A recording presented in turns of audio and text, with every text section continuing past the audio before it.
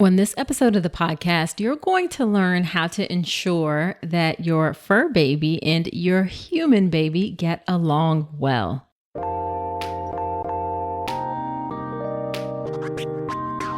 Welcome to the All About Pregnancy and Birth podcast. I'm Dr. Nicole Calloway Rankins, a board-certified OB GYN who's been in practice for nearly 15 years.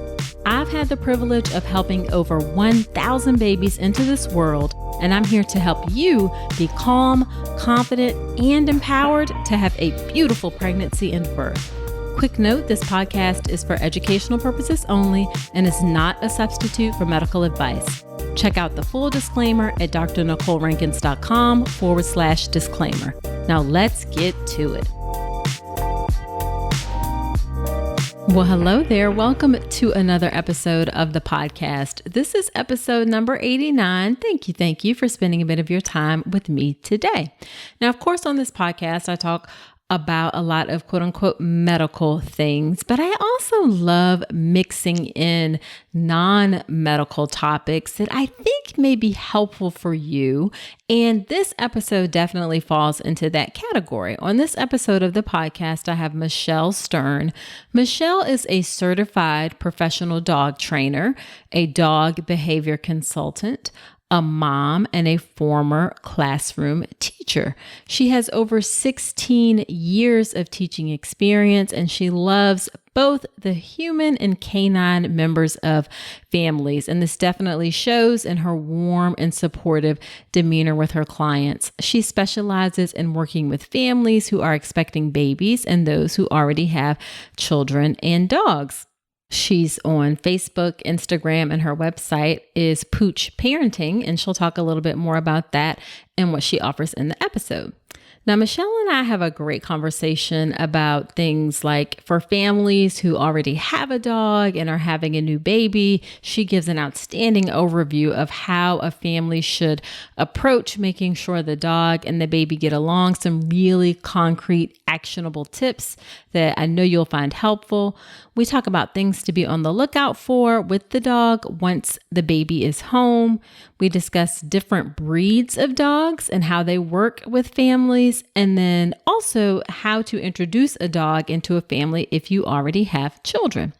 Now, I had dogs growing up. My favorite was a beautiful German Shepherd we had named Heidi. And we go back and forth right now in our family about getting a dog. 2 of us want a dog, 2 of us want a cat. So I learned a lot from this episode that I think will help us make that decision. And I know that those of you with dogs will learn a lot from this episode too. Now, before we get into the episode, let me say a quick word about birth plans. If you are thinking about making a birth plan, that is a great idea. It's a fantastic way to help communicate your wishes for your birth with your care team. However, when you make a birth plan, I bet you want your doctors and nurses to actually pay attention to it. Well, I have a free online class that will help you learn exactly how to do just that. It's called How to Make a Birth Plan That Works. And in that class, you learn some things in order to make sure your care team actually pays attention to your birth plan. But that's not all you learn in the class. You learn some key questions that you must ask before you write a single word of your birth plan, what to include in your birth plan, as well as the best way to approach the process of making a birth plan. This class, How to Make a Birth Plan That Works, is completely free. It's on demand. You can sign up for it at drnicolerankins.com/register. People really love this class, so definitely check it out if you are thinking about making a birth plan, which you should. All right, let's get into this episode with Michelle from Pooch Parenting.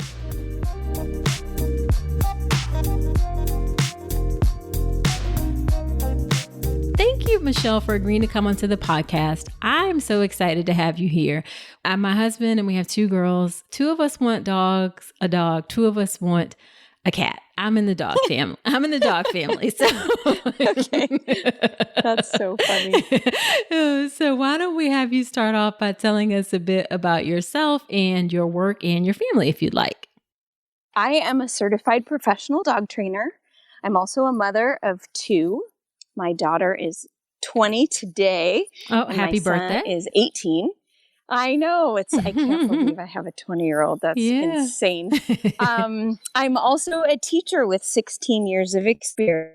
I taught high school for 8 years, and then I founded and ran a cooking school for children for another 8 years. And I did a lot of work in those times with toddlers and young children, working on developing really good eating habits. So have been all over the place. But what's really, really wonderful about my I say new, but it's really been a lifelong love of dogs, is that I am now basically focusing on my passion of animals, but combining it with my life experience as an educator and as a mother.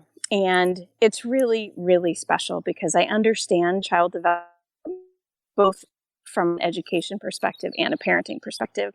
And as a mom, I get it. I get the daily struggle. And I think that a lot of dog trainers who don't have kids don't always fully understand the day-to-day challenges of what it's like for parents who have kids or who are expecting to just get through the day living with a dog.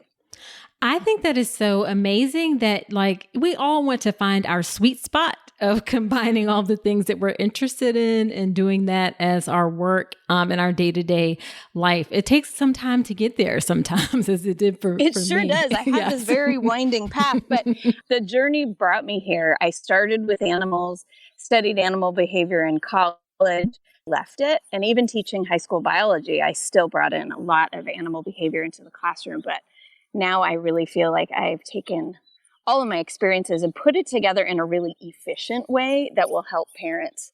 And I don't waste any time. We're all so busy. Everybody's working and juggling. Exactly. So how long have you been a dog trainer? And then what does that mean that you're certified? I love that you asked that question, because I think that people just assume that any dog trainer knows what they're doing. And I don't think that's entirely true. Right. I mean, even if you get your nails done, you have to get your nails done by somebody who has some type of credential. So I took a lot of classes and did a lot of book learning, in addition to apprenticing with a mentor and working at a animal shelter for many years.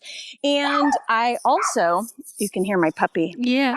I also, okay, this is reality though. This is what life is like. I'm always going to keep it real. That's the other thing too, is that there's no need to sugarcoat things. Let's just get to it. Exactly. Anyway, and so I did a lot of book learning, and then I took an actual test. So my certification is called Knowledge Assessed, which means that I had to go to a testing center. You guys are going to have flashbacks to the SAT days where you had to go to a place and there was a proctor, and it was very intense. I studied for several months and made sure I knew what I was talking about. And I had a big, thorough exam all about the principles of not only dog training and dog behavior, but also how to work with clients, how to be compassionate, and how to use strategies in training dogs that rely on using rewards to get behavior that you want repeated. It's a lot like parenting. So for your audience, it's probably a lot like how they plan to parent, that we like to reward behavior that we want our kids and our dogs to do again in the future. And so that's actually, science has suggested that that's the best way to learn, whether you're a human or whether you're a dog. I love it. So you are serious about your work. This is not like some passing sort of thing. Yeah. No, Yes. I take it seriously. So it's really fun, but it's also super cool because with my history as a high school biology teacher, we can look at the field of dog training. Now there's a lot of scientific data that supports how training is most effective.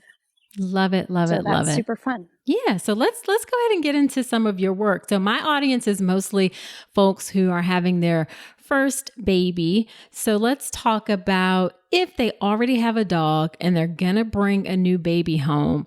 Give us an overview of how they should approach making sure that that is a smooth transition and smooth relationship. Oh my gosh. I mean, that's something I could talk about for 2 hours or 3 hours just in and of itself. So Right. If I'm you going want, to have to I know it's on narrow your, this down a sure. smidge. Yeah. And I know I saw on your website, you have this lovely like infographic of 6 things that you can kind of do. Yes. Yeah, I do. And people can go and grab a copy of that. It's totally free. Most of the content on my website is free. I just really want to empower parents to get whatever resources they need. Sure. I do have a class, an online class that is not free called Preparing Dog for New Baby. And that actually goes into all the details of how I would want to answer this question. Gotcha. But I want to address a couple of things. So yeah, let's give us the top couple of things. Yeah. So the fact that your audience is listening to this right now is the number one step, right? Which is to say that we can get our dogs ready before the baby even shows up. And there is a lot that people don't even realize. So for example, your dog may have some bad habits or maybe asks for attention inappropriately. Like I was working with a client just the other day and she was saying that her dog, when it wants attention, it goes up to her and it hits her with its paw. Now, that's fine maybe if you have a 3-pound Chihuahua, but it's not fine if you have a 90-pound Labrador with sharp nails. And it's especially not fine if you're trying to nurse your brand new baby and you're struggling at mealtime. The last thing you need is a dog to get up in your business and get in your way and prevent feeding or bonding or any of the special moments that a mom has with a new baby. So what is really a great thing to think about is sort of doing an assessment. Let's be honest. Let's be realistic. Does my dog have any bad habits that I would love to nip in the bud before baby even shows up? And so that's one thing that I would love for people to evaluate is just really being real about, okay, is my dog as perfect as I think? Let's think about, or is there any time when I bang my head against the wall and I'm like, oh my gosh, it's so annoying when my dog does X, Y, and Z. And if so, let's deal with that now, right? And so I can help deal with that. A lot of dog trainers you don't need any special parenting stuff for that part of it. However, there's a lot of other things that you can before baby comes. So for example, non-pregnant spouse, okay, unless they sympathy eat with you, their body doesn't generally change very much during pregnancy, the way that the parent's body does, right? Obviously, we change, we have hormones, we have pheromones, we have moods, we have all sorts of different things going on with us when we're carrying a baby. I know this. One of my children is biological and one of them is adopted. So I've added kids all sorts of ways. But at the end of the day, the dad or your partner or whoever doesn't necessarily look any different, right? Now, here's the problem though. Once the baby comes along, both parents are probably going to be wearing the baby at any given time, right? You're wearing a sling or you're wearing a baby carrier, or you have a backpack on, or you're pushing a stroller. And that changes your body.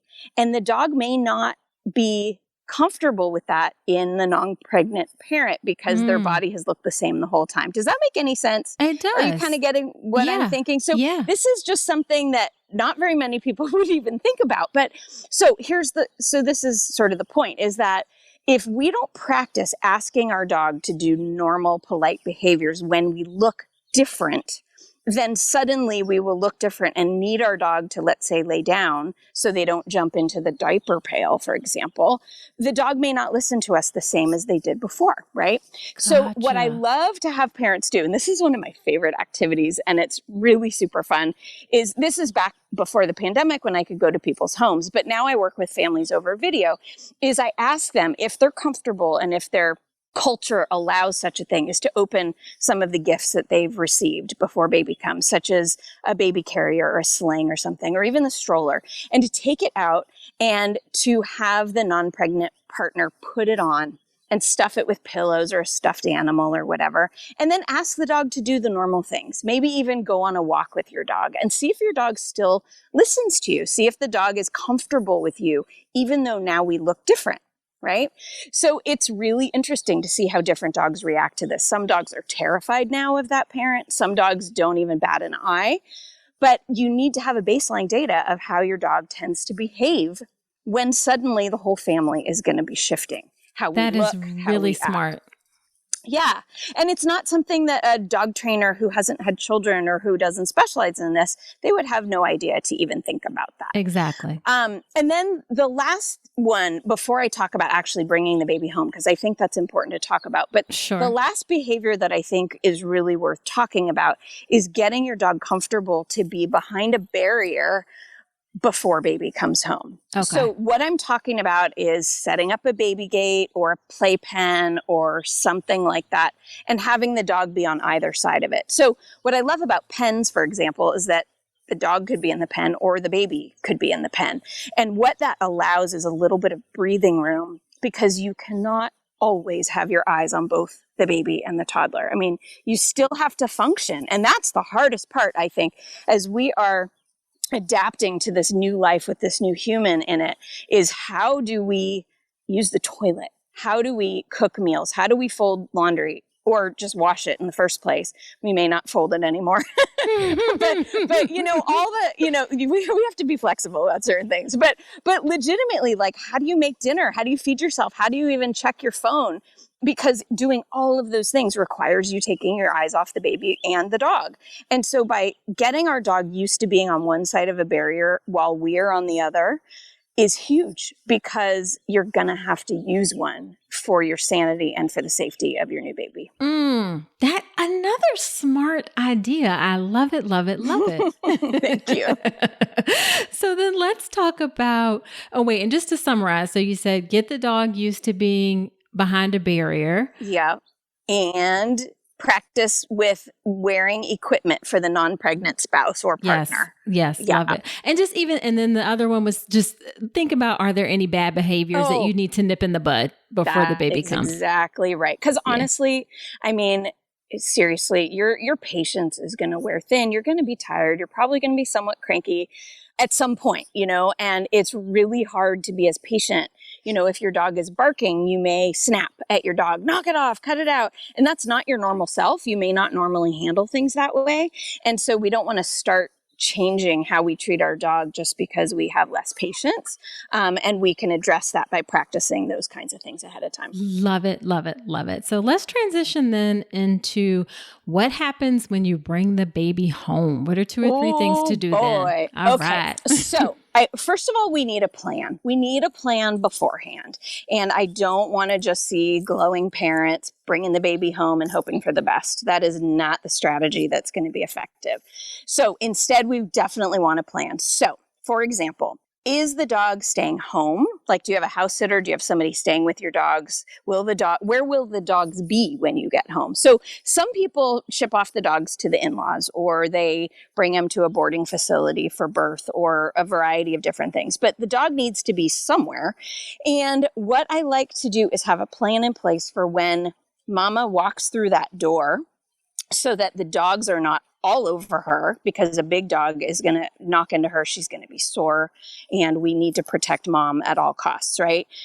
I recommend typically that mom enter the house separate from the baby. Okay. So maybe the other partner or relative carries the carrier into the house, but I'd like to see the dogs on leashes if the dogs are home. If the dogs are not home, come home, get used to the house, walk around, do your thing, find your comfortable places.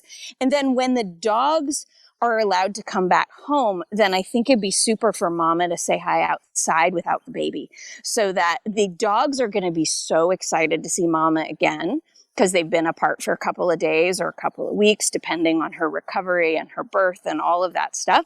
So we need to be really sensitive to the fact that they may just be out of their mind excited to see mama again. And we don't want the baby to be any part of that excited encounter, because dogs do all kinds of things when they're excited. And I'm not worried about safety necessarily, but accidents can happen in terms of, like, one of my dogs, for example, has a tail that can clear the coffee table. You know, if she wags it too hard, she'll clear off everything on there, right? Gotcha. And it hurts. It really does. We don't want to, we don't want to do that. Some dogs jump, and we don't want the baby to get knocked out of arms or out of a carrier or anything else. So when mama or the dogs do come in the house, baby should be in a carrier and ideally elevated, maybe on the couch next to mom. And I'd like the dogs to be on a leash, and I'd like mom to be between the dogs and the baby. And honestly, this is going to sound so weird.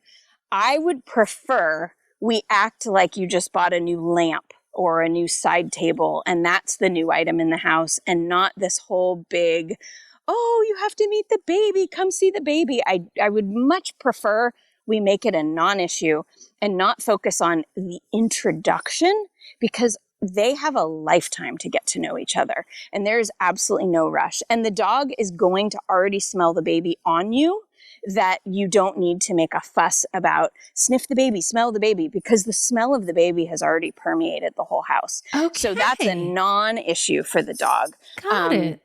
But honestly, it'd be so much better to just, almost as if you set down a bag of groceries, and mamas, please don't be offended, because I know your baby is like this amazing treasure, and for me to call your baby a bag of groceries is horrible. But I think what you're understanding, though, is the idea that yes, there is a new creature here, and it makes noise, and it's often carried around in a bundle or whatever, but you're not going to be friends with the baby. The dog and the baby are going to live together and cohabitate together, and they're not going to be friends for a while, right? And it is up to us to make sure that nobody makes a mistake. And the way we can do that is by not turning the baby into a magnet for our dog to just be fuss over this baby, because the dog isn't going to interact with the baby. The dog should not. And a common problem that happens is the dog either is very anxious or very excited and wants to lick the baby all over. But licking, we think of licking as kissing, but in many cases, licking is actually an outward sign of stress. And the tongue is really close to the teeth. I mean, let's be honest. Yeah. So I'd rather that not happen. That makes a lot of sense. So anything else to be on the lookout for once baby comes home? No. I mean, I think really just, again, using gates, using separation, making sure mama is always in between dog and baby, and making sure someone's always awake in the room, awake and alert, in the room when the dog and baby are not confined in any way. Because if you fall asleep on the couch and the dog is loose, then nobody's watching the baby and the dog. Gotcha. Yeah. That makes a lot of sense. Yeah. So let's talk about briefly, or however much you want to get into it. Like, I'm curious about breeds of dogs and how they work best with babies or young children. Does it make a difference? So maybe we can start with what breeds of dogs don't work well with young children. And are there any breeds that people should say, maybe we should rehome this dog because it's just not a good fit? Yeah, that is a really sensitive question. And a lot of people can be super triggered by that question. And what I would say is that it all boils down to the individual dog. Okay. And that we do not make generalizations necessarily based on breed. Okay. Right? Okay. So I am trying so hard not I was scared to say, I can feel it. I can feel it. You're like, I don't want to say that, just. No, here's the thing. There are people in the world who are racist, and there are people in the world who are breedists, right? It's a very similar thing. And I don't think that making any generalization about any group of anybody tends to be appropriate, because there are individuals within every kind of living creature that defy generalizations and that satisfy so you can find information that you want to find, or the opposite of that, if that makes any sense. Sure. So here's what I would say, though. There are breeds of dogs that have been bred for hundreds of years to do certain jobs. Okay.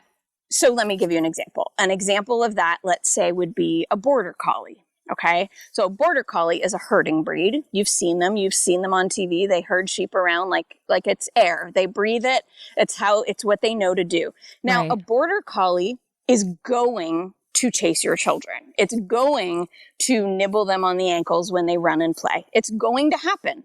Why? Not because the dog wants to hurt your kids, but because the dog wants to move your kids, because that's what's in its DNA, right? Gotcha.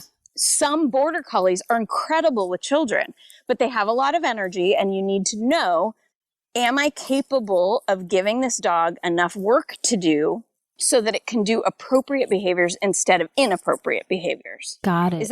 Is that making any sense? Yes, it makes perfect sense. So let me give you another example. There are breeds of dogs that have been bred to guard and protect. So let's say a Malinois, for example. Malinois are often used as police dogs. They can be lovely, but they are bred to work. So a Malinois is going to take an experienced handler to really know their dog, know what their dog is like, and be capable of having the appropriate skills to handle a Malinois in whatever circumstances life is going to throw at you. Just because you have a border collie or a Malinois, is that inappropriate with kids? Absolutely not. But every individual dog is different. And so I think what it boils down to is sort of looking back at the behavior assessment that we talked about at the beginning, which is that, does my dog have good behavior? Is my dog a good citizen? Is my dog somebody who is pleasant to be around? Does my dog have fear and anxiety? Does my dog try to bite people because it's nervous or has past trauma, right? So it's not even just a breed thing, but often it's a genetic or past experience thing. Okay. So I'm going to kind of try to take a pass at answering any more detail than that, just because I think we really just have to know who we're talking about. Yeah, no, I think that makes a lot of sense. You just have to look at the individual dog for sure. Would you be willing to talk about a couple other breeds if I asked about the... Absolutely. Okay, so yes. So what about like German Shepherds? So German Shepherds these days, in my experience, are either remarkable or they're very anxious. And I've seen a lot of German Shepherds who have a lot of anxiety and have really bad hips. And those hips at some point in their life can cause a lot of pain.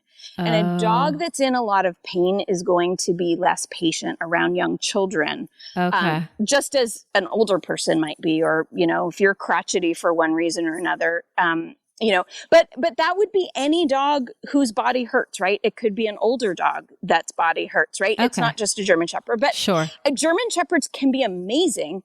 They do need a job. They are a combination of both herding dogs and protection dogs. And so just knowing what you're getting into, I would not recommend a German Shepherd if you've never had a dog before, just because there's a lot of subtlety. And making sure that you're meeting their needs. Gotcha. And I asked about a German Shepherd. I had a German Shepherd when I was growing up named Heidi, and I loved her so much. And she was definitely a protector for sure. Yeah, you can tell. Sometimes it boils down to the individual dog. A lot of times, there are characteristics. If people get a dog from a breeder, I really recommend meeting the parent dogs, because you're going to know a lot about the behavior traits that you're going to get in a dog when you meet the parents or the siblings. Gotcha. Now, what about some of the smaller breeds of dogs like Chihuahua? Or I think some people may think, oh, it's a little tiny dog. I don't necessarily have to worry as much as that. That's probably not true, I'm guessing. Well, it's funny that you mentioned Chihuahuas of all breeds, because a lot of dog trainers think Chihuahuas are more dangerous than pit bulls, because they just, they have been bred.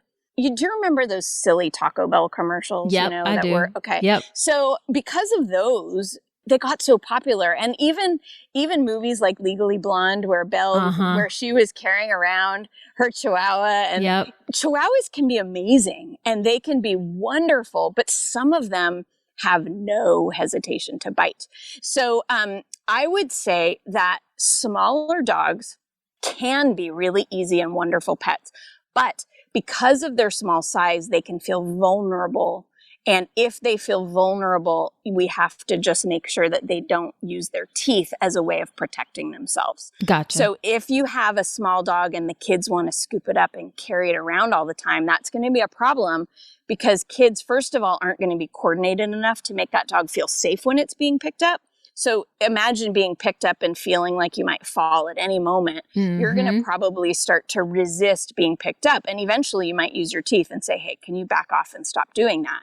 So that is going to sort of make the parents need to step up the boundaries and say, you know what, we have a rule in this house that you do not pick up the dog. And if you want to hold the dog, then we can sit on the floor and you can invite the dog to choose. The dog gets to consent, by the way, that the dog can choose to come and sit in your lap or not. But we are not going to pick up the dog or approach the dog without its consent, because then you're setting yourself up to get your kiddo bitten. Gotcha. Yep. Wow, you just have such great information here.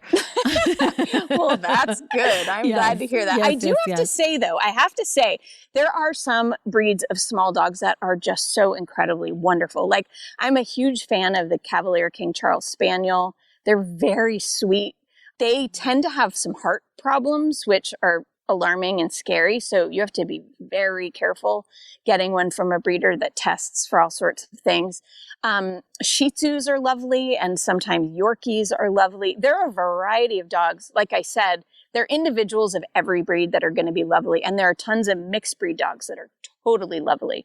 But, Cavalier King Charles and even Bichons and Havanese are lovely family dogs. Gotcha. Love it. What about Dobermans? And this is totally personal because my husband wants one. So Dobermans are amazing. I mean, they are smart. Now, what I would recommend, and this is like my wish list, okay? Right. This is if Michelle could rule the world wish list. Right. The breeders of Dobermans, and you might be able to work with a breeder who's willing to do this and say, Michelle says, they do not cut the ears and they do not cut tail. Now, those are things that are cut. I want you to imagine that, first of all, from the dog's perspective. That's a pretty lousy situation to have part of your body hacked off against your will. But the tail and the ears are two of the parts of the body that communicate how a dog is feeling more than any other part of the body.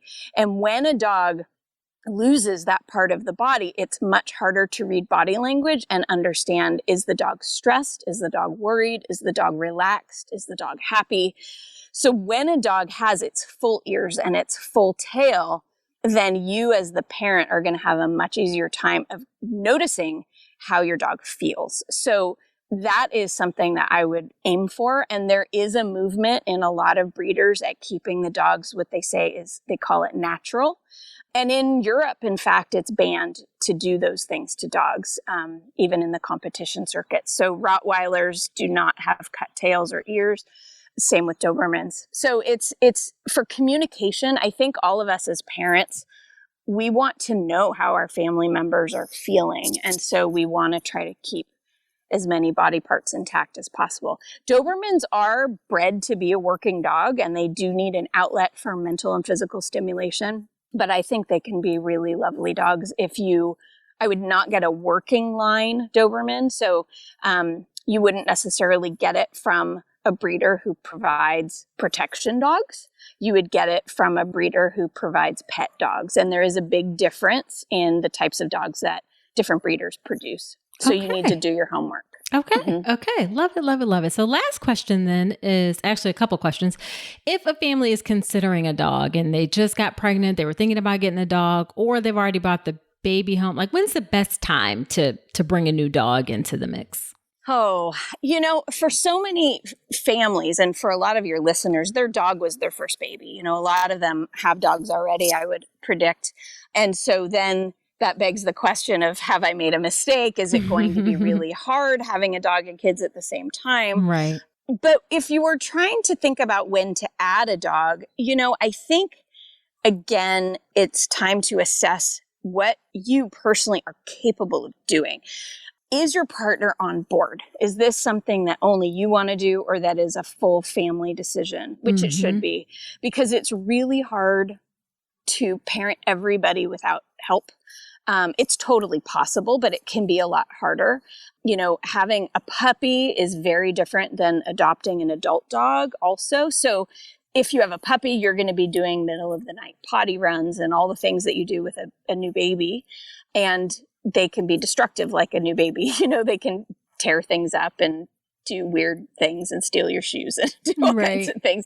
So honestly, I think it really depends on what you are capable of doing. If you have a toddler and then you're planning on adding another child to your family, then you'll have a couple of kids under 3 or 4 years old at the same time. It is a challenging time to have a dog.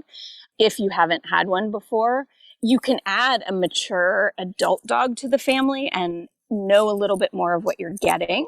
But if you want a puppy, a lot of times people want to get a puppy because they want their puppy and kids to grow up together. Right. And that is fine if you know really if you're working with somebody like me, or it doesn't have to be me, but anybody who can really guide you to make sure that everybody is set up so they don't make mistakes. We don't want the toddler ever climbing on the dog. We don't want the dog ever, getting in the way or putting teeth on your baby, right? So we need to make sure that there are systems in place to prevent accidents from happening. So whenever you feel like you have the bandwidth to put management systems in place, to do a little training with the dog, that is what I would say is the right time, is when you have the bandwidth to handle it. Yeah, that makes perfect sense. I mean, it's like adding a whole new element. It is. It's like having another baby, right? Yeah. You're not going to have a brand new baby when you have a 3-month-old baby. Like, oh my gosh, you're trying to still figure out how to sleep and get dressed and how to take a shower. So it's just another thing to juggle, but it's a wonderful thing to juggle. I mean, it's super fun, but I'd rather people go in with their eyes open than be suddenly surprised with the amount of work that it is. 100%. And then I guess that brought up another question for me. What are your thoughts, and I'm guessing this may be controversial as well, your thoughts on like getting dogs from a breeder versus, say, a shelter? Yeah, it's a really super question, actually, because my parents, when I was a kid, they always got their dogs from a breeder. And then I spent years volunteering and then working in a shelter. And I have one dog adopted from a shelter, and my newest dog, who will be a year old in about a week, he's from a breeder. I've never had a dog from a breeder before. But I have had a couple of dogs that didn't turn out to be the dogs I thought I was getting, as I say, diplomatically. Right. And that's partly another reason I became a trainer, is because I needed to develop skills to cope with my own challenges in the dogs that I had. And I got a dog from a breeder because I was hoping to stack the deck in my favor. Right. Which you often can do. But even then, my puppy still has severe separation anxiety, which I was not bargaining for. So kind of like whether you adopt a child or have a biological child, there are going to be things that come up that you don't necessarily anticipate. They could be developmental, they could be physical challenges or whatever. And we parent through them because that's who we've got, right? We parent the dog we have and we parent the child we have. And I think if you wanted to adopt a dog, I love that. There are so many dogs that need good homes. But here's some advice that I would give. I really love when families with young kids especially can adopt a dog who has been in a foster home situation, because then you know more characteristics about what the dog is like in real life, because it's living in a home with a foster family. So a lot of rescue organizations have their dogs in foster families instead of in a kennel type of environment. And so when a dog is living in a home, you're going to know about things. Does the dog bark when the doorbell rings? Does the dog try to escape? Does the dog growl if I come near its food bowl? And there's all sorts of information that you want to know as a parent bringing a dog home. So foster families give a wealth of information, which I love. Some shelters are incredible and have a really devoted staff and behavior people on board, and they know their dogs really well as well. But you need to know what kind of shelter you're looking at. So doing research will help you with that, and also getting referrals from people. Like if you ever meet somebody with a dog that you love, whether it's from a shelter or a breeder, I would ask lots of questions. Where did it come from? What was it like? Because a good dog from anywhere is an indicator that that's a source of potentially really good dogs. And so I think that there is something for everybody. And I really find it unfortunate when people shame someone for getting a dog from a breeder, because they may have a reason for getting a dog from a breeder. They may need something that doesn't impact their allergies, for example, or whatever the situation is. And I am not going to judge somebody. I mean, I have a dog from a breeder, and Would I do it again? Possibly. Would I get a dog from a shelter again? Yes, I would. I'm not going to be black and white for myself, because I'm going to try to pick the dog that's right for me and the dog that's right for my family. And that might come from either location. So one thing to think about, I just want to throw in there because I think it's important, is to know the kind of lifestyle that you have. Right. Because I see it a lot where families get a dog because it's, quote, supposed to be a good family dog, but that individual was not.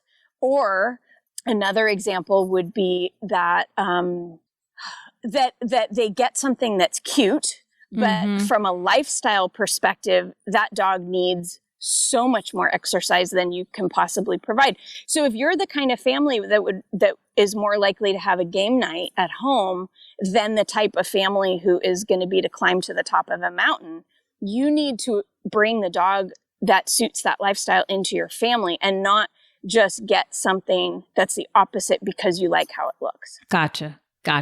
Excellent advice. So I guess just to wrap up, what is your favorite piece of advice that you would give to an expectant family who is bringing a new baby home and they have a dog? I think I'm going to go back to what I said before, is to have a plan in place. And I like to have a plan in place for everything, because then those are fewer decisions that you need to make when it is hard enough to just figure out if you're going to get a shower. So honestly, have a plan in place, just like you may have a birth plan in place. Have a backup plan. Have people who want to help you. And, let's say you have all these people they stop by or they want to do things for you. Ask them to walk your dog. Ask them actually to hold the baby so you can walk your dog. Right. Don't forget that your love for your dog is important to preserve. And it is absolutely okay to accept help, because as a new mom, people are going to be very generous with you, but they can help with the baby or they can help with the dog. And it's okay to say yes to both of those things. Love it.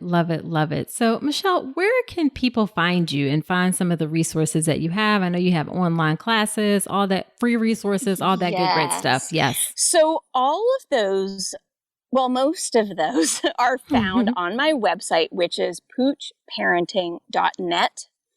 I also have a free Facebook group that has a lot of expecting parents on it, and that is called Parenting Kids and Dogs. And that's on Facebook, and you can just request and say that you found me here through this podcast. I do have some membership questions. I tend not to let people in who don't answer them, because I just want to make sure that it's a supportive super group of mamas, and it's mostly mamas. Sure. And then I have a membership program that's sort of one part parent coaching and support and one part dog training. And that information can all be found at safekidsanddogs.com. I love it. Thank you so much. Those are excellent resources. And guys, I poked around on her website. She has blog posts and downloadable things. And of course, there's the Facebook group, which is always lovely. So I appreciate you coming on. This was really informative for me, and I know that folks are going to find it helpful. Good. Thank you so much for the opportunity. I really appreciate it.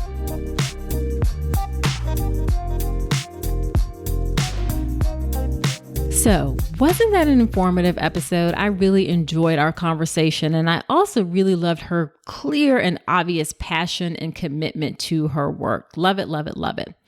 Now, after every episode, when I have a guest on, I do something called Nicole's Notes, where I talk about my top 2 or 3 takeaways from the episode and the conversation. So here are my Nicole's Notes from my conversation with Michelle. Number 1, in order to make sure that things go smoothly when you have a dog at home and you're bringing home a new baby, it's going to require some preparation and planning. Now, that doesn't necessarily have to be extensive, but it does require some planning. You don't just want to kind of leave it up to chance and sort of see how things work out.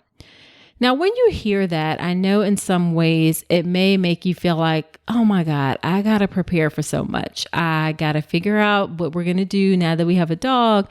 I got to get ready for birth. I got to get ready for the postpartum period. I got to do a nursery. I got to figure out how to take care of this baby. And that can seem like a lot. and it can seem overwhelming.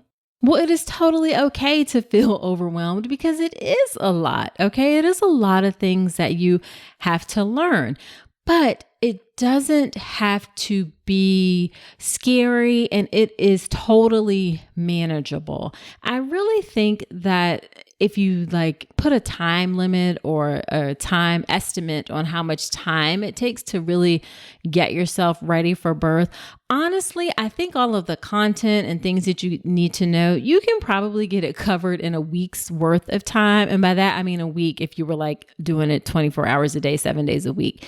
So at the longest, and you just kind of spread that out over the course of your pregnancy, break it down, do a little bit here, a little bit there, a little bit here, a little bit there, and it makes it more manageable. Do give yourself some grace. You may not figure out everything or learn everything or remember everything ahead of time. Just give yourself some grace and do the best that you can. Also, don't feel like you have to look at every single thing. There are tons of resources that are out there for pregnancy and birth. So just find 3 or 4 things that work for you for pregnancy, birth, postpartum, taking care of a baby. Find 3 or 4, maybe 5 top resources and stick to that. Don't feel like you have to look at every single blog post or Facebook page. Find what works for you, stick with it, get educated a little bit at a time, and everything will be just fine. And not just fine, everything will go well, okay, and go great. All right. And the second thing I took away from this episode is I really loved what she said about not making generalizations about dogs based on the breed. It really comes down to the individual dog. And the same exact thing applies to pregnancy and birth. Each pregnancy and each birth will be different. It'll be different between 2 different pregnant and birthing people. It'll be different for the same person from one pregnancy to the next pregnancy. Now, of course, there are some things that are some generalizations and some general things that we can say, but when it comes down to it, every experience is different, and you have to be open to that possibility of every experience being different. So, although you can get information, and it's important to get information about other people's experiences and learn from that, you have to recognize that ultimately each experience is unique. And in some ways, it's what you make it, so to speak. And you have to be open to the possibility of different things happening. There's no one right or best or single way that pregnancy or birth will happen. You just have to keep an open mind. All right, so that is it for this episode of the podcast. Be sure to subscribe to the podcast in Apple Podcast or wherever you're listening, Google, Spotify. And I would love it if you leave an honest review in Apple Podcast in particular. That helps the show to grow. It helps other women to find the show. When folks leave reviews, Apple will show that to more people. So it helps to increase that reach, helps other mamas get this great information that you are getting too. So I would appreciate you leaving those reviews in Apple Podcast in particular. Also, don't forget to check out that free online class on how to make a birth plan that works. Women really love this class. It's really, really useful. You can sign up for it. It's completely free, on demand. It's drnicolerankins.com/register. Now, next week on the podcast, I am talking about perineal tears. Those are the tears that you can have after having a vaginal delivery. So do come on back next week. And until then, I wish you a beautiful pregnancy and birth. Thanks so much for listening to this episode of the All About Pregnancy and Birth podcast. Head to my website, drnicolerankins.com, to get even more great information, including free downloadable resources on how to manage pain and labor and warning signs to look out for after birth. You'll also find information on my free online class on how to make a birth plan that works, as well as everything you need to know about my signature online childbirth education class, the Birth Preparation Course. Again, that's drnicolerankins.com, and I will see you next week.